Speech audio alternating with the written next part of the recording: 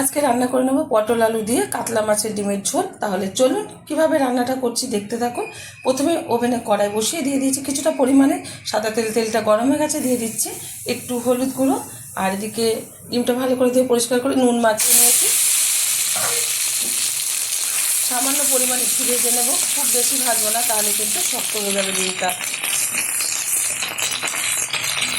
Colour চলে এসেছে, তুলে নিচ্ছি একটা পাত্রে। এখন এই তেলেই ভেজে নেব পটল আলু। দিয়ে দিচ্ছি পটল আলু ভালো করে দিয়ে পরিষ্কার করতে হালকাভাবে ভেজে তুলে নেব একটা পাত্রে। এখানে নুন আর হলুদ কিছুই ব্যবহার করলাম না, শুধুই ভেজে নেব। আলু আর পটলগুলো ভাজা হয়ে গেছে, তুলে নিচ্ছি একটা পাত্রে। কড়াইতে আবারও একটু তেল দিয়ে দিয়েছে। এখন দিয়ে দিচ্ছি কিছুটা গোটা জিরে,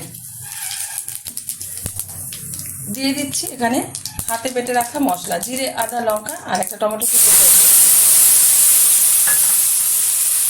দিয়ে দিচ্ছি 1 চামচ হলুদ গুঁড়ো, দিয়ে দিচ্ছি স্বাদ মতো লবণ, দিয়ে দিচ্ছি কিছুটা মটরশুঁটি সিদ্ধ করে রাখা।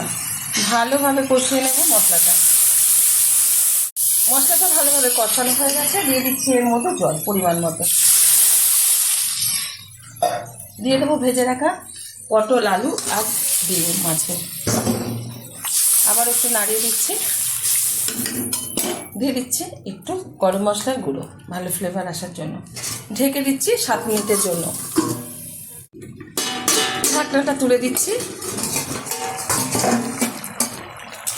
সুন্দরভাবে কিন্তু আলুটা সিদ্ধ হয়ে গেছে, আর এদিকে মাছের ডিমের ঝোলটাও হয়ে গেছে। এটা নামিয়ে গরম গরম ভাতের সাথে সার্ভ করবো, অবশ্যই ট্রাই করবেন।